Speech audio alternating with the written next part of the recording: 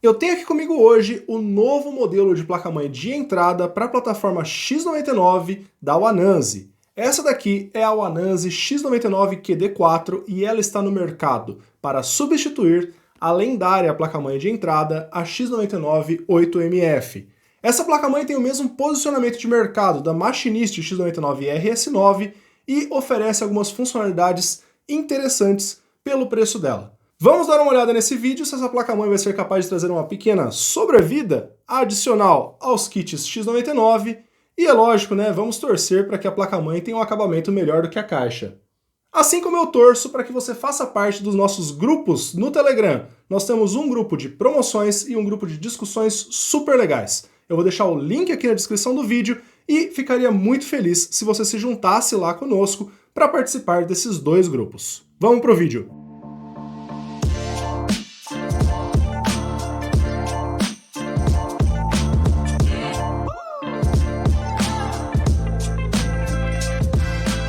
Pessoal, vou falar para vocês que essa placa-mãezinha aqui surgiu como uma boa surpresa para mim. A essa altura do campeonato, eu não estava esperando que a Wananzi ia introduzir um novo modelo de placa-mãe no mercado, especialmente na mesma faixa de preço que eles já vendiam a 8MF, que é uma placa-mãe que teve muito sucesso de vendas, vocês já devem conhecê-la. Essa placa-mãe aqui acrescenta algumas coisas que eu considero bastante interessantes, em especial o suporte a Quad Channel, que era uma das minhas principais críticas à 8MF. E, em especial, a Wananzi costuma ser uma das melhores fabricantes de placa-mãe de Xeon X99 que nós temos lá no AliExpress. E por conta disso, eu mantive as minhas expectativas relativamente altas para esse modelinho aqui. É uma placa-mãe Micro ATX e todas as versões dela, pelo menos de acordo com o anúncio, vão entregar o chipset Q87. Esse é um PCH até que bastante especial, porque em comparação com aquele mais comum nas placas-mãe de entrada, como o B85, ele oferece, ao invés de apenas 4 portas SATA 3, 6 portas. Então essa placa-mãe faz o uso, das 6 portas SATA de 6 gigabits que o chipset consegue oferecer, e por isso mesmo essa placa-mãe se posiciona de uma forma interessante por suportar 2 slots PCI Express NVMe, 2 slots para SSDs NVMe. Antes de eu chegar na parte de topologia da placa, deixa eu falar um pouquinho mais sobre os chipsets. Galera, vocês sempre me perguntam qual que é o problema dessas placas-mãe utilizarem chipsets adaptados, o PCH, o chip que fica aqui de baixo, não é exatamente aquele que era construído para funcionar com esses processadores. E o fato, galera, é que para quem vai utilizar essas máquinas para jogar, não tem muito demérito em utilizar esses chipsets. O importante é que a placa-mãe entregue o mínimo de funcionalidade que você espera. Esse chipset de desktop, por exemplo, ele ainda tem menos portas SATA 3 do que os outros chipsets como o B85. Porém, obviamente, se você não precisa de mais do que 6 HDs SATA 3, você não tem por que se preocupar. Um outro ponto positivo dele em relação ao B85 é que ele suporta mais portas USB 3.0, porém, infelizmente, a Wananzi acabou omitindo essas portas no projeto, nós temos apenas 2 aqui, e mais o painel frontal. O que realmente os chipsets de desktop ficam devendo são para quem quer utilizar essas máquinas para uso profissional, especialmente a parte de virtualização. Com os PCH adaptados de desktop, não é possível fazer o uso de tecnologias avançadas de virtualização, como o Intel VT-D, que é a virtualização para I/O direto, ou seja, as máquinas virtuais acessando diretamente sua placa de vídeo através do processador. Isso é capaz com hardware virtualizado, então você utiliza aquela placa de vídeo que o virtualizador, que o hypervisor permite que você utilize, que é uma emulação por software, mas você não consegue alocar diretamente os recursos de hardware da sua placa de vídeo para as máquinas virtuais. Ou seja, você ainda pode utilizar virtualização, mas você não tem todas as funcionalidades que você esperaria de um processador mais moderno em termos de virtualização. Por fim, o único ponto que diferencia para o usuário final o uso do chipset oficial, o C612, é o fato de que as placas-mãe com o chipset oficial, e não é o caso dessa daqui, suportam overclock, mas apenas para processadores desbloqueados. A maioria dos íons que nós utilizamos, esses 26 alguma coisa, nenhum deles é desbloqueado para overclock. Só é possível fazer overclock em alguns modelos de i7 com o socket LGA 2011 V3 e alguns modelos de Xeon da série 16 alguma coisa V3. Então, para a grande maioria das pessoas, isso acaba nem importando. No final das contas, quem quer uma máquina com um bom custo-benefício acaba sempre pegando aqueles modelos de sempre, 2620, 2630, 2640 V3, que são processadores baratos e entregam um desempenho até que bastante interessante. Entrando agora nos detalhes sobre a topologia da placa-mãe, o que nós temos aqui é um arranjo muito interessante de slots em comparação com outros modelos chineses. Essa placa-mãe possui um slot X16 e um slot X4 conectados diretamente ao processador. Eu também confirmei que ambos os slots NVMe estão conectados diretamente ao processador. E essa é uma das únicas placas-mãe que oferece, nem a X99 F8 oferece esses dois slots funcionando em PCI Express 3.0 X4. A F8 tem um slot conectado ao processador e o outro é conectado ao PCH, e por conta disso, a velocidade limite dele é apenas PCI Express 2.0, então metade da banda disponível apenas. Um ponto positivo, uma vez que a maior parte do storage, a maior parte do armazenamento moderno, é PCI Express NVMe, e existem SSDs muito competentes e muito baratos que vocês podem estar utilizando nessa placa sem problemas. O único slot PCI Express 2.0 nessa placa-mãe é esse pequeno slot X1 aqui, e ele compartilha a banda com a placa de rede, que também é conectada através de PCI Express 2.0 X1 com o PCH. E falando sobre as coisas que são conectadas ao PCH, nós temos aqui uma placa de rede ALC897, já é uma placa um pouco superior aos modelos 662 que tem na maior parte das placas-mães chinesas, além do fato de que ela possui o 6 SATA 3.0, como eu já falei para vocês, 4 portas USB 2.0 e 2 portas USB 3.0 na parte traseira aqui, as portas PS2, se alguém ainda utiliza isso, além de que ela tem 2 conectores para gabinete para USB 2.0 e um conector para 2 portas USB 3.0. Eu já fiz os testes e essa placa-mãe reseta a BIOS sem nenhum problema, o que não é verdade para todas as placas-mãe chinesas. E ainda falando um pouco sobre a disposição dela, nós temos o fato de que ela tem Quad Channel de memória com 4 slots, então todos os slots são primários. Eu sempre recebo a pergunta de quais slots deve se usar para fazer Dual Channel. E a verdade, galera, é que para as placas-mãe, que são Quad Channel, então elas têm 4 canais, todos os canais, se tiver apenas 4 slots, são primários, então você pode preencher eles na ordem que você bem entender. Se você acha que fica mais bonito colocar 2 memórias aqui, manda ver. Eu, pessoalmente, gosto de preencher primeiro os slots das bordas e depois os internos, porém isso não faz diferença para as placas-mãe que suportam efetivamente Quad Channel. Entenda que o seu kit Ryzen, que tem só 4 slots de memória, ele só faz Dual Channel, então você é obrigado a preencher primeiro os slots primários, depois os secundários. Senão a chance é que a placa-mãe não vai bootar. Eu ainda devo falar para vocês que eu achei bem bonita essa cor azul da placa-mãe. Ela tem uma boa disposição dos conectores de energia, os dois ficam aqui na lateral da placa-mãe, e ela tem um dissipador de calor bem legal aqui no VRM. Já já a gente fala dos detalhes do VRM desse modelo. Falando um pouco de BIOS dessa placa-mãe, eu testei algumas funcionalidades que o pessoal testa frequentemente. Ela tem aqui 2 conectores de fan de 4 pinos e os dois são configuráveis, porém eles compartilham a mesma configuração. Então se você fizer um ajuste, ambos vão funcionar igual. Inclusive eu não recomendo que vocês utilizem um desses pinos para conectar bomba de water cooler, porque normalmente as bombas funcionam sempre a 100%. E você não vai querer ter um controlador de smart fan, um controlador PWM, gerindo a energia da sua bomba de water cooler. Você pode até danificar ela. Para isso, você pode utilizar esse conector de 3 pinos aqui embaixo, que não é controlável e sempre vai estar a 100% da velocidade. Esses daqui são basicamente um conectado no outro com uma única configuração na BIOS. Ainda sobre a BIOS, ela possui ajuste de timing de memória já na BIOS oficial. É possível fazer o unlock do Turbo Boost usando os métodos mais convencionais. Eu fiz a gravação da BIOS dela com o unlock do Turbo Boost utilizando a Fullwin. Inclusive eu vou deixar a BIOS com unlock para vocês na descrição e para vocês baixarem se vocês tiverem interesse de utilizar a mesma BIOS que eu. E ela utiliza aquela BIOS de sempre das placas-mãe chinesas. Aquela BIOS que tem os textos em azul e o fundo em cinza. Muito simples, os mesmos ajustes de sempre, muita coisa que simplesmente não tem sentido estar disponível para o usuário ajustar. E um detalhe bem chato, que diferente da MR9A, o Sleep Mode dessa placa-mãe não funciona.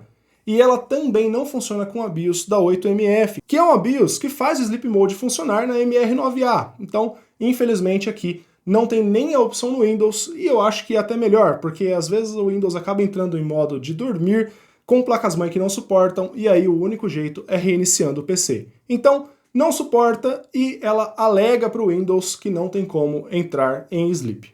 Entrando um pouco agora nos detalhes do VRM dessa placa-mãe, é aqui que vem uma surpresa, e tem uma surpresa boa e uma surpresa ruim.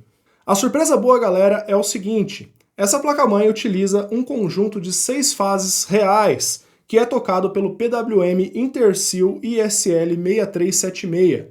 Ela utiliza 6 MOSFETs de alta com a marcação 3NA7R2 e 6 MOSFETs de baixa com a marcação 3NA3R4. E esses MOSFETs eles não têm uma marca, eu não consigo encontrar detalhes sobre eles na internet. E eu digo que essa é a surpresa boa. Sabem por quê? Se vocês olharem nos meus vídeos antigos, vocês vão ver que a minha Uananse X99F8, que já aguentou inclusive um excelente overclock em um Xeon 1660V3 aqui no canal, era exatamente os mesmos componentes no VRM. Exatamente os mesmos MOSFETs sem marca definida, somente com essa marcação. E isso me chamou muita atenção na hora que eu desmontei o dissipador dessa placa-mãe, porque quem acompanhou a live que nós fizemos os testes ao vivo do VRM dela, deve se lembrar que está ali a surpresa ruim. Eu quero falar um pouquinho com vocês sobre os testes que eu fiz, os processadores que eu usei e os resultados que nós tivemos. E apesar dos componentes do VRM serem exatamente os mesmos, o comportamento, por não ter aquelas duas ventoinhas, foi bem inferior. Pessoal, enquanto eu recomendo com muita tranquilidade os Xeons mais poderosos, como o 2696V3, para funcionar na Uananse X99F8, para quem acompanha a nossa live sabe que o meu primeiro teste com essa placa-mãe aqui foi extremamente frustrado. Eu comecei os meus testes com um estresse de 10 minutos no Cinebench R23, que nem é um estresse tão alto, comparado ao estresse de FPU, por exemplo, e o resultado foi decepcionante.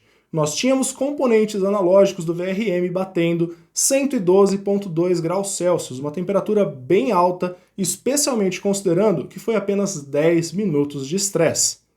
Por conta disso, eu já descartei o 2666V3 e passei para aquele de sempre, o Xeon 2640V3, que muita gente gosta, que é um excelente processador para jogos, custa R$100 hoje em dia e é uma boa opção.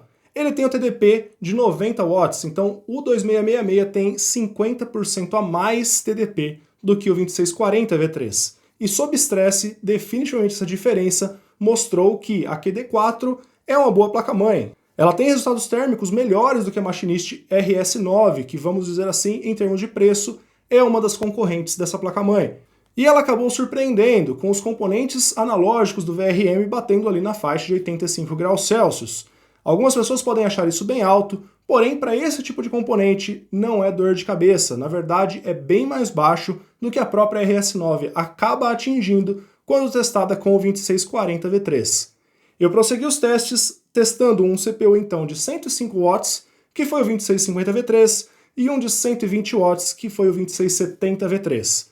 O 2650V3 ela atingiu temperaturas de no máximo ali 95 graus Celsius, já com o 2670 e seus 120 watts, as temperaturas bateram a casa dos 105 graus Celsius. As condições de teste foram basicamente as mesmas, 10 minutos de Cinebench R23 ininterruptos e eu testando com o meu termovisor a temperatura dos componentes. Então, no final das contas, o que eu posso dizer para vocês é o seguinte: me parece que a QD4 é uma boa opção para processadores de até 105 watts.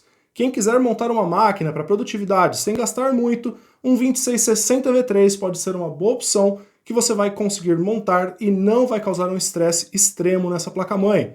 Ela consegue lidar muito bem com esse processador, afinal de contas, o pico de consumo dele é muito parecido com o 2650V3 que nós testamos. E o ponto que mais me chamou a atenção é o fato de que as ventoinhas fazem muita falta. Eu nunca imaginei que duas mini ventoinhas do tamanho daquelas que vêm na Uananse X99F8 fossem fazer tanta falta. Nos testes de VRM da F8, os resultados foram totalmente diferentes, com o VRM ficando a maior parte do tempo numa temperatura super baixa, só porque tinha as duas ventoinhas funcionando. O que significa que, eventualmente, uma pequena adaptação pode resolver o problema da X99 QD4. Porém, eu não vou cobrir isso nesse vídeo, nós podemos tentar alguma coisa parecida com isso num vídeo no futuro. Por enquanto, a minha recomendação para vocês é que utilizem essa placa-mãe com, no máximo, o Xeon E5 2660V3. Algumas pessoas questionam se não é exagerado, afinal de contas em jogos o processador nunca chega no limite dele ali, como rodando um Cinebench R23. E o que eu posso dizer, galera, é que nós não temos como saber o que o usuário final vai fazer com a máquina.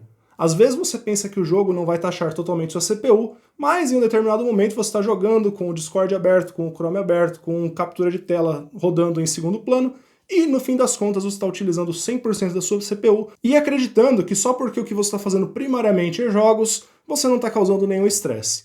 A verdade é que até os próprios jogos podem evoluir para utilizar mais a CPU e assim taxar mais a placa-mãe. E desse modo eu só me sinto tranquilo recomendando que vocês utilizem processadores com TDP abaixo aí ou até 105 watts. Para o 2640V3 é super tranquilo e os preços atuais do Xeon X99, o 2630V3 está imbatível. Então um kit com essa placa-mãe acaba sendo muito tranquilo de usar e vocês não vão ter dor de cabeça. Para nossa conclusão, galera, o que eu posso dizer para vocês é que a X99 QD4, como eu já disse lá no começo do vídeo, veio com uma boa surpresa para mim.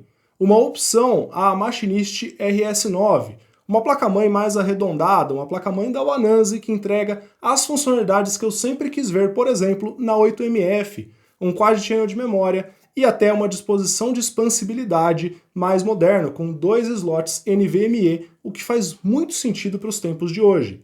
Vejam vocês, por exemplo, as placas-mãe para Intel 12ª geração, é difícil achar um modelo que não tenha pelo menos 2 slots. Muita gente está migrando para armazenamento NVMe e isso faz sim diferença para muito usuário final, diferente do que algumas pessoas pensam, né? Tem muita gente que vê só o próprio mundo e acaba não enxergando que ter um espaço para um armazenamento secundário de alto desempenho está se tornando cada vez mais interessante. O que me decepcionou bastante, eu deixei isso muito claro na live que eu fiz os testes dessa placa-mãe, é justamente o fato de que ela é uma placa-mãe quente. Utilizar processadores com TDP acima de 105 watts realmente se provou um grande problema para essa placa-mãe em apenas 10 minutos de estresse no Cinebench R23. Então assim, fica difícil recomendar um processador mais parrudo do que o 2660V3, e eu honestamente esperava que ela podia ser até uma alternativa para usar o 2666V3, que é o preferidinho da galera hoje para jogos. Infelizmente, isso acabou não se provando verdade. E por conta disso, eu digo que o principal ponto de interesse dessa placa-mãe é se ela estiver mais barata do que a MR9A. Galera, para quem não viu o meu review da X99 MR9A, vou deixar o link aqui em cima, e ela é uma placa-mãe que hoje está com preço muito próximo ao Wananzi QD4. Ela oferece excelente expansibilidade, apesar de não ter 2 slots NVMe, e o VRM dela aguenta o Xeon 2666V3 com muita tranquilidade, com temperaturas tão baixas quanto essa daqui aguentou o 2640V3. Então ela tem muito mais espaço para você crescer a CPU ali. Se você começar com a plataforma, com o processador de entrada, você definitivamente vai poder utilizar o 2666 ou 2667V3 sem se preocupar com as questões térmicas da placa-mãe. Como benefícios da QD4, eu posso citar justamente essas questões de expansibilidade, o codec de áudio é melhor, a BIOS original dela tem funcionalidades mais interessantes, vem mais arredondada do que a própria MR9A, e também tem o fato de ela ser uma placa-mãe micro ATX.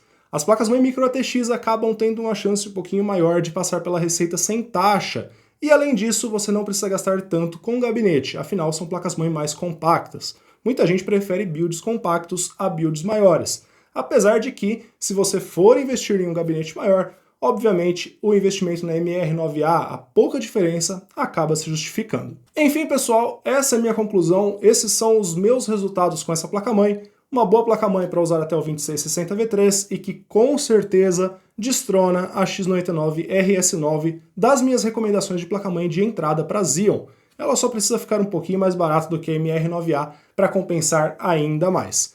Para todo mundo que quer comprar para montar eventualmente um mini servidor NAS, algum servidor aí que vai ser utilizado, por exemplo, para renderização com um processador de até 10 núcleos como o 2660V3, ela é uma placa-mãe que oferece uma excelente funcionalidade sem custar muito. Com certeza, melhor do que a 8MF e melhor do que a X99 RS9. Esse é o conteúdo que eu tinha para passar para vocês hoje e eu espero que vocês tenham gostado. Se vocês gostaram, deixem um like, deixem um feedback aí nos comentários, eu costumo ler vários deles. Eu vou ficando aqui por hoje, eu espero vê-los em um próximo vídeo aqui no canal. Valeu!